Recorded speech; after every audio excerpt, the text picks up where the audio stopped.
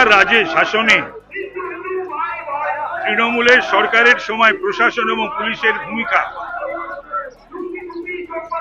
হিন্দু মা বোনেদের সম্ভ্রম,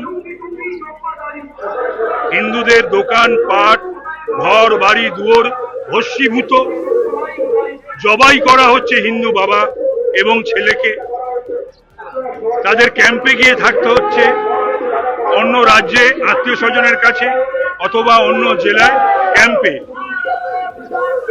তো নিশ্চয়ই মানুষ হিসাবে, হিন্দু হিসাবে এটা আমাদের যন্ত্রণা দেয়, কষ্ট দেয়, ব্যথা দেয়। হিন্দু সুরক্ষা মঞ্চের ডাকে আমরা সকল হিন্দুরা এখানে জমায়েত হয়েছি।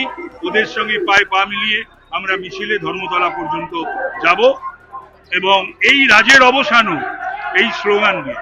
বিজেপি আরএসএস ঘটিয়েছে, তার প্রশাসন তোমার, ইন্টেলিজেন্স তোমার, এসপি তোমার, ডিএম তোমার, তারা কি নাকে তেল দিয়ে ঘুমোচ্ছিল? আর বেছে বেছে হিন্দু নিধন হলো। একজন তৃণমূলের নেতাকেও দেখলাম না তাদের পাশে দাঁড়াতে। কালকে সিপিএমের ব্রিগেড প্যারেড গ্রাউন্ডে মিটিং গেল, পাঁচজন বক্তা, তাদের মুখে একবারও শুনলাম না মুর্শিদাবাদে পীড়িত হিন্দুর আর্তনাদের কথা। তাদের মুখে একবারও কলকাতায় এত বুদ্ধিজীবী, এত সুশীল সমাজ, এত বিদ্বজ্জনেরা আছেন, এত সুশীল সমাজ আছেন, তারা মোমবাতি কোথায় গুজে রেখেছেন? তাদের মোমবাতি এখন কোথায়? তারা কেন এখন পথে বেরোলেন না? আর যারা সৌহার্দ্যের গান গায় তারা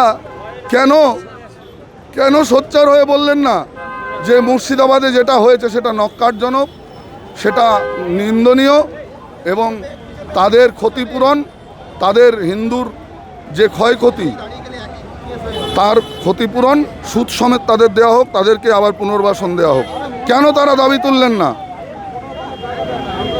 তার মানে ওই সিলেক্টিভ সেকুলারিজম, মাথায় ফেস টুপি থাকলে হেলমেট লাগবে না আর হিন্দুর হেলমেট চেকিং হবে, এই সিলেক্টিভ সেকুলারিজম বেশি দিন চলতে পারে না। আজকে হিন্দুকে যেভাবে মারা হচ্ছে মুর্শিদাবাদের শামসারগঞ্জে, তার একটা নিকৃষ্টতম উদাহরণ আমাদের কলঙ্কিত রাজ্যের। এই জন্য আজকে আমরা প্রত্যেকটা হিন্দু হাতে হাত মিলিয়ে, কাঁধে কাঁধ মিলিয়ে আগামী দিন যেন এই মমতা ব্যানার্জির সরকারকে উৎখাত করে আমরা আমাদের সোনার বাংলা, আমরা স্বামী বিবেকানন্দ এই রং নিয়ে স্বামী বিবেকানন্দ রাজ্য তথা ভারতবর্ষ তথা গোটা বিশ্ব কাঁপিয়েছিলেন, সেটা আমাদের গর্ব। সেই জন্য আমরা হিন্দুরা আজ এক হয়েছি। আজকে যেভাবে জেহাদি সরকার চলছে, আগামী দিনে আমরা এই পশ্চিমবঙ্গকে বাংলাদেশ হতে দেব না। সেই জন্য আমাদের এই প্রতিবাদ, এই আন্দোলন এই জারি থাকবে।